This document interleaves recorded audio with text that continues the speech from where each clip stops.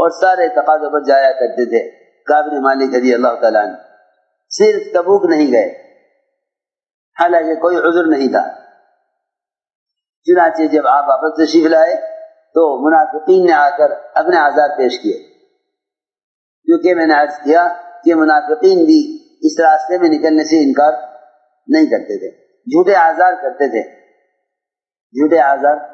تھے، انکار نہیں کرتے تھے۔ کبھی کہتے تھے گرمی زیادہ ہے ابھی نہ نکلو، اللہ نے فرمایا کہہ دیجیے ان سے نار جہنم اشد حرا، کہ جہنم کی آگ زیادہ گرم ہے۔ کبھی کہتے کہ پھل تیار ہو رہے ہیں اب نہ نکلو۔ حضرت فرماتے تھے ایمان والوں میں اور منافقین میں فرق یہی تھا کہ اللہ صحابہ کو نکالتے تھے جب نکلنے کا وقت نہیں ہوتا تھا، تاکہ یہ بات ثابت ہو جائے کہ ایمان والے تو اللہ کے دین کو قائم کرنے والے ہیں اور منافقین یہ اللہ کے دین کو مٹانے والے ہیں۔ اگر سب کے نکلنے کا زمانہ سہولت کا ہوتا، میں حضرت کی بات نقل کر رہا، حضرت فرماتے تھے اگر سب کے نکلنے کا زمانہ سہولت کا ہوتا تو منافقین کا ایمان والوں کے درمیان تقسیم کیسے ہوتی؟ اگر سب کے نکلنے کا زمانہ سہولت کا ہوتا تو مومنین و منافقین میں تقسیم کیسے ہوتی؟ منافقین میں ایمان والوں میں تقسیم اسی سے ہوئی کہ اللہ تعالی نے ایسے ایسے موقعوں پر نکلنے کا حکم دیا کہ جب نکلنے کا زمانہ نہیں تھا، پھل پکے ہوئے تھے، تبوک کا موقع، سب نکل گئے، یہ 3 ایمان والے رہ گئے۔ اللہ کی شان، اللہ بھی اس سے ناراض ہو گئے، اللہ کے رسول بھی ناراض ہو گئے۔ عجیب قصہ ہے یہ کعب بن مالک۔ اس میں کام کرنے والوں کے لیے بڑے اصول اور بہت عبرتیں ہیں۔ پہلی بات تو یہ ہے کہ جب کوئی شدید عذر نہیں تھا تو کیوں نہیں نکلے؟ پہلی بات تو یہ ہے کہ جب کوئی شدید عذر نہیں تھا تو کیوں نہیں نکلے؟ اللہ کے رسول صلی اللہ علیہ وسلم اور آپ کے صحابہ ان سے ناراض ہو گئے۔ فرماتے ہیں 50 راتیں مجھ پر ایسی گزری، 50 راتیں ایسی گزری کہ پورے مدینہ منورہ میں کوئی سلام کا جواب دینے والا نہیں تھا۔ بہت غور کرنے کی بات ہے، آخر کیا گناہ ہو گیا؟ صحابہ سے زنا بھی ہوا، چوری بھی ہوئی، شراب بھی پی لی گئی، یہ سارے گناہ بھی اس لیے ہوئے تاکہ حدود کی تعلیم دی جائے، تاکہ میری بات دھیان سے سننی پڑے گی، بہت حدود کی تعلیم دی جائے، زنا پر کیا حد ہے، چوری پر کیا حد ہے، کیونکہ نبی معصوم ہیں، نبی کبائر سے معصوم ہیں، انبیاء سے بڑا گناہ نہیں ہوتا۔ یہ سارے گناہ صحابہ سے ہوئے، لیکن کہیں مثال نہیں ہے اس کی کہ کسی زنا کرنے والے سے یا چوری کرنے والے سے یا شراب پینے والے سے آپ ناراض ہو گئے ہیں۔ سنو غور سے، بہت توجہ سے بات سننی پڑے گی، اس لیے ہی مثال نہیں ملے گی کہ آپ فلاں صاحب سے ناراض ہو گئے ہوں، ان سے چوری ہو گئی، بلکہ ایک چور کا ہاتھ کاٹا جانے لگا تو آپ رونے لگے۔ صحابہ نے عرض کیا آپ کیوں رو رہے؟ فرمایا کہ کیوں نہ رہوں، میرے سامنے میرے امتی کا ہاتھ کاٹا جا رہا۔ سنو غور سے، ایک صحابی سے زنا ہو گیا، ان کو رجم کیا گیا کیونکہ شادی شدہ تھے۔ جب رجم کیا جانے لگا تو ایک صحابی نے دوسرے سے کہا کہ دیکھو کتے کی طرح اس کو پتھروں سے مارا جا رہا۔ آپ نے سن لیا، سن کے فرمایا کہ زنا کرنے والا تو جنت کی نہروں میں غوطے کھا رہا، اور تم نے دونوں نے اس کی غیبت کی ہے کہ تم دونوں جہنم میں جانے والے ہو، اور یہ آدمی جنت میں داخل ہو چکا ہے، جنت میں داخل ہو چکا، اور تم دونوں اس زنا کرنے والے کی غیبت کرنے کی وجہ سے جہنم میں جاؤ گے۔ میں نے عرض کیا کہ اس پر بھی آپ نے ان صحابی کا بائیکاٹ نہیں کیا۔ سنو غور سے کہ بھئی انہوں نے زنا کیا ہے لہذا ان سے بول چال بند کر دی جاوے، یا انہوں نے چوری کی ہے ان کا بائیکاٹ کیا جاوے. کوئی مثال نہیں ملتی کسی گناہ پر آپ نے کسی صحابی سے بول چال بند کر دی ہو.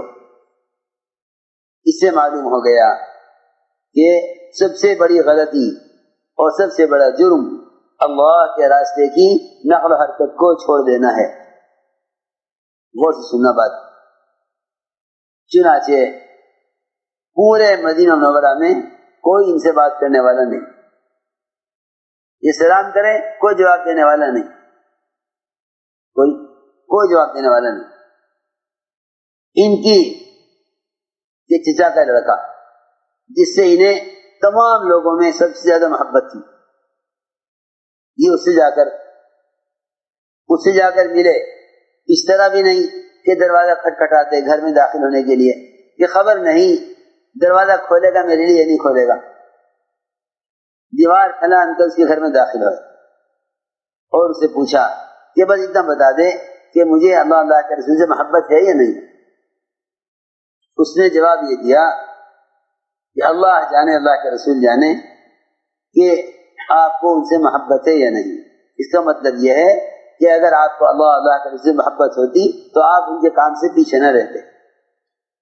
لہذا میں نہیں جانتا کہ تمہیں اللہ کے رسول سے محبت ہے یا نہیں ہے. فرماتے ہیں میرا بڑا دل دکھا کہ میرے جگری دوست چچا کے لڑکے نے مجھے کوئی صحیح جواب نہیں دیا. سنو غور سے. فرماتے ہیں کہ اسی حالت پر ہمیں 50 راتیں گزر گئی. میرے دوست بزرگ عزیزو, اللہ رب العزت ایسے موقع پر امتحان لیتے ہیں سخت. یہ دیکھنا یہ ہے کہ اگر سارے مدینے والے ان سے بات نہ کریں تو یہ مدینہ چھوڑ کر یا کام چھوڑ کر پیچھے ہٹتے ہیں یا صبر کر کے اور اللہ تعالیٰ سے توبہ کر کے اپنے کام پر جمے رہتے ہیں. غور سے سننا بات. یہ بڑا امتحان تھا ان کا کہ دیکھیں اس موقع پر کعب بن مالک کیا کرتے ہیں. کعب بن مالک رضی اللہ تعالیٰ نے ان تمام حالات کے باوجود صبر کیا اور روتے رہے, اللہ سے استغفار کرتے رہے. اسی درمیان میں غسان بادشاہ کا خط آیا.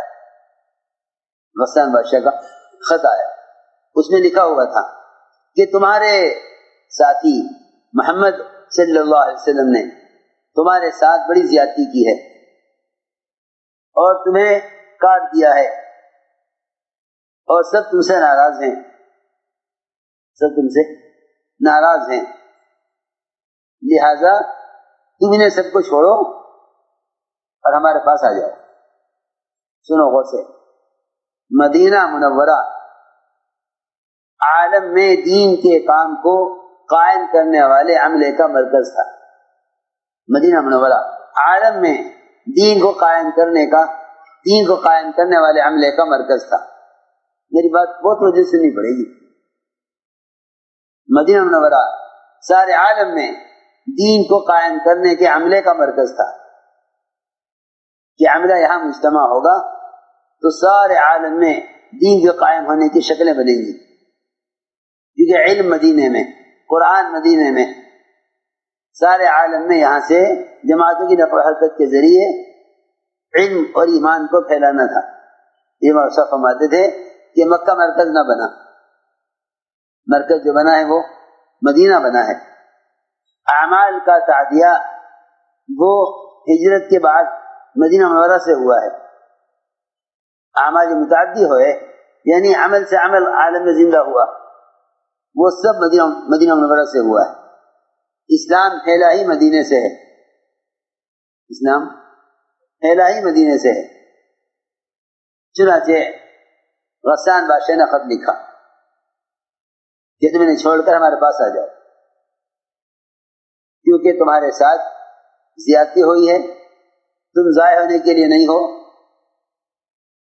مدینہ منورہ کی مرکزیت سے ایک صحابی کو ہٹانے کے لیے غسان بادشاہ نے اس وقت خط لکھا کہ مجھے دیکھ لیا کہ یہ صحابی سب کے درمیان ان کا بائیکاٹ ہو رہا اور کوئی سے بات نہیں کر رہا. تو اس نے خط لکھا کہ ہمارے پاس آ جاؤ. ریشم کے کپڑے لپٹا ہوا.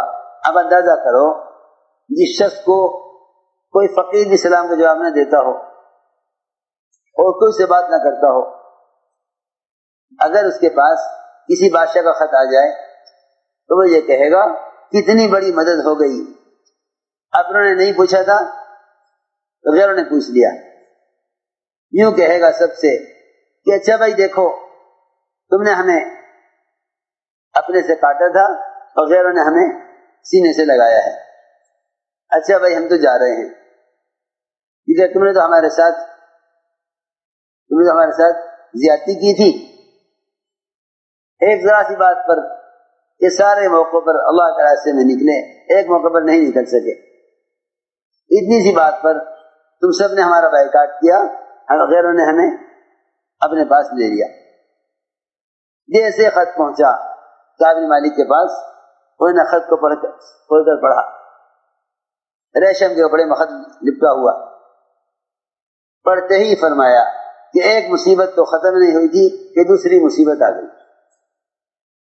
غور سے سننا بات، یہ نہیں فرمایا کہ اللہ کی مدد آ گئی، بلکہ فرمایا کہ ایک مصیبت تو ختم ہی ہوئی تھی کہ دوسری مصیبت آ گئی. آگ جل رہی تھی تنور میں.